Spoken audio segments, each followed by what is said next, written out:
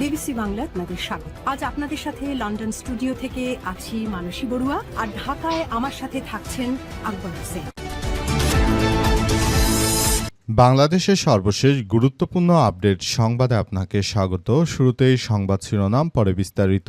প্রথমেই জানাবো, একটি মহল আবার দেশকে অস্থির করে তোলার চেষ্টা করছে বললেন মির্জা ফখরুল। চারদিকে যখন নতুন করে দেশ গড়ার আন্দোলন শুরু হচ্ছে, সে সময় একটি মহল আবারও বাংলাদেশকে অস্থিতিশীল করে ফায়দা হাসিলের চেষ্টা করছে বলে অভিযোগ করেছেন বিএনপির মহাসচিব এবং স্থানীয় সরকার মন্ত্রী মির্জা ফখরুল ইসলাম আলমগীর। আজ তিনি এমন কথা বলেন। মির্জা ফখরুল আরও জানিয়েছেন যে দেশটাকে অস্থিতিশীল করার জন্য চক্রটি বারবার কাজ করছে। এরপর জানাবো, নগরীর যোগাযোগ ব্যবস্থা ঢেলে সাজানো হচ্ছে বললেন চশিক মেয়র। নগরীর যোগাযোগ ব্যবস্থা ঢেলে সাজাতে চলমান উন্নয়ন কার্যক্রম পরিদর্শন এবং ভবিষ্যৎ কর্মপরিকল্পনা নির্ধারণে বিভিন্ন এলাকা ঘুরে দেখছেন চট্টগ্রাম সিটি কর্পোরেশনের চশিক মেয়র ডাক্তার সাদাত হোসেন। আজ তিনি সাংবাদিকদের সঙ্গে আলাপকালে বিষয়টি নিশ্চিত করেছেন। তিনি সাংবাদিকদের বিষয়টি সম্পর্কে অবহিত করার পাশাপাশি সবকিছু সুন্দরভাবে কার্যক্রম চালানোর কথা মূলত তিনি জানিয়েছেন।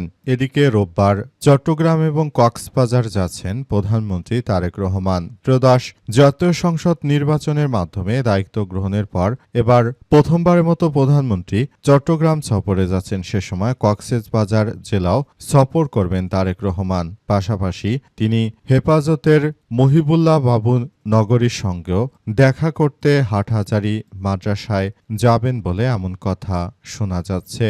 আসলে বিএনপি হেফাজতে ইসলামের এই পক্ষকে তারা নিজেদের নিয়ন্ত্রণে রাখার মধ্য দিয়ে বিএনপি আসলেই হুজুরদেরকে আকৃষ্ট করতে সক্ষম হয়েছে তারেক রহমান।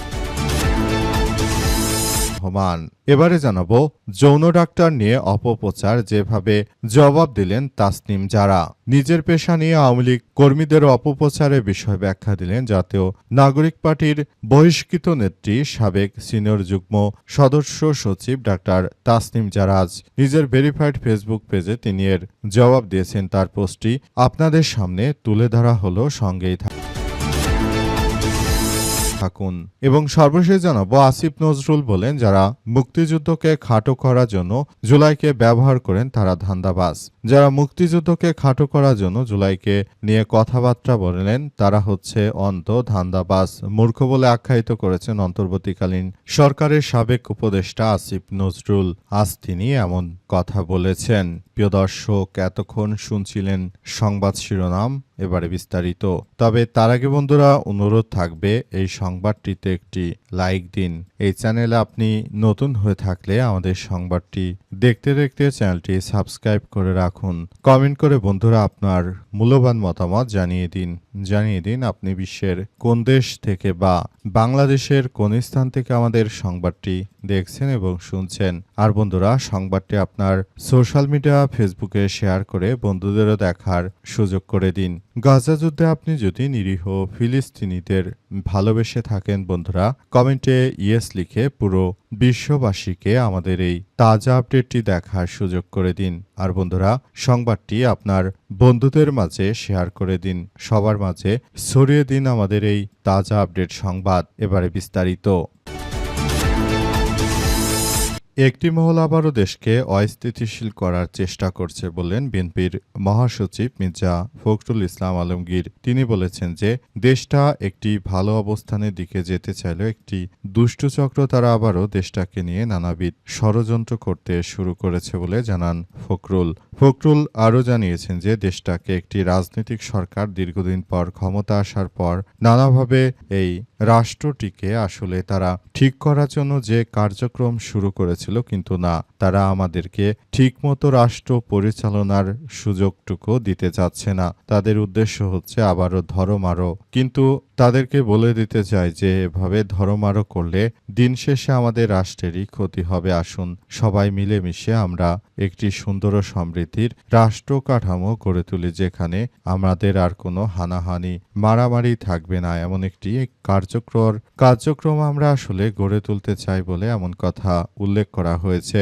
দেশটাকে আমরা একটি ভালো অবস্থানে নিয়ে যেতে চাই বলে এসব কথার মধ্য দিয়ে সবাইকে আরও এগিয়ে আসার জন্য উদাত্ত আহ্বান জানানো হয়েছে এবং বাংলাদেশটাকে সুন্দরভাবে গড়ে তোলার মধ্য দিয়ে সবাইকে একটি সুন্দর ও সমৃদ্ধির বাংলাদেশ গড়ে তোলার মধ্য দিয়ে সবাইকে এগিয়ে আসতে হবে। যদি আপনারা মনে করেন যে শুধুমাত্র আমরাই বর্তমান সময়ে দেশটাকে সুন্দর করব, কিন্তু আপনারা আমাদেরকে যেভাবেই ছোট করার চেষ্টা করেন না কেন, আমরা সবকিছুতেই আপনাদেরকে বলে দিতে চাই যে এটি আসলে সবকিছু জন্য বলা হচ্ছে।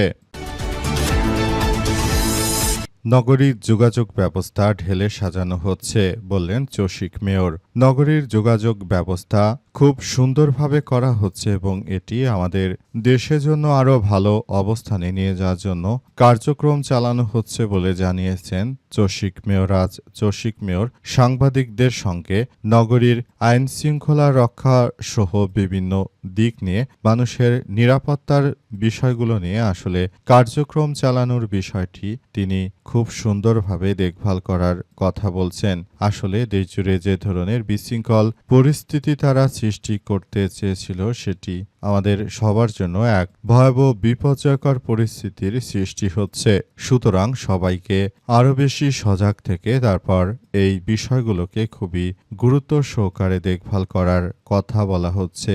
এই মুহূর্তে সবাইকে আরও বেশি সজাগ থাকার মধ্য দিয়ে সবাইকে এগিয়ে যাওয়ার ব্যাপারগুলো নিয়ে আলাপ আলোচনার জন্য সবাইকে আরও সুন্দর ও সমৃদ্ধির মধ্য দিয়ে এগিয়ে যাওয়ার বিষয়গুলোকে খুবই গুরুত্ব সহকারে দেখা হচ্ছে। মেয়ররা জানিয়েছে যে তারা যতটুকু সরকারের কাছ থেকে সুযোগ সুবিধা পাক না কেন, জনগণ যেন সেখান থেকে বঞ্চিত না হয়, সেই ব্যাপারটি নিয়ে মেয়রেরা তারা আসলে ধারাবাহিকভাবে কার্যক্রম চালিয়ে যাচ্ছে। মেয়র আরও জানিয়েছেন যে আমি দায়িত্ব নেয়ার পর বিষয়গুলো সব উপলব্ধি করেছি এবং আমরা এই বিষয়গুলো সবার সামনে পরিষ্কার করে উত্থাপন করেছি। আমাদের জন্য এটা খুবই গুরুত্বপূর্ণ এক ইস্যু হিসেবে দাঁড়িয়েছে। চট্টগ্রাম সফরে যাচ্ছেন প্রধানমন্ত্রী তারেক রহমান। রোববার চট্টগ্রাম ও কক্সবাজার যাচ্ছেন প্রধানমন্ত্রী। তিনি হেলিকপ্টারে প্রথম কক্সবাজারের মহেশখালী উপজেলার মাতারবাড়িতে যাবেন। আজ বিকেলে প্রধানমন্ত্রীর উপপ্রেস সচিব জাহিদুল ইসলাম রনি এই তথ্য নিশ্চিত করেছেন। প্রধানমন্ত্রী কার্যালয়ে সফরসূচি অনুযায়ী সকাল 10:30টায় মাতারবাড়ি গভীর সমুদ্রবন্দর কয়লা বিদ্যুৎ প্রকল্প মহেশখালী সমন্বিত উন্নয়ন কর্তৃপক্ষ বা মিটা কার্যক্রম পরিদর্শনের কথা রয়েছে বলে এমন কথা জানা গেছে। প্রধানমন্ত্রী তারেক রহমান তিনি তার এই সফরে যারা বানভাসী মানুষ রয়েছেন এমন অন্তত 1000 পরিবারকে তিনি সরকারের তরফ থেকে ঘর দেওয়ার জন্য আসলে কার্যক্রম চালিয়ে যাচ্ছেন। প্রধানমন্ত্রী তারেক রহমান মূলত এসব পরিবারের হাতে ঘরের চাবি তুলে দেবেন এবং যারা বন্যায় ক্ষতিগ্রস্ত হয়েছে তাদের পাশে দাঁড়িয়েছে বর্তমান তারেক রহমান। তারেক রহমানের মতো নেতার জন্যই বাংলাদেশটা সুন্দরভাবে পরিচালিত হচ্ছে।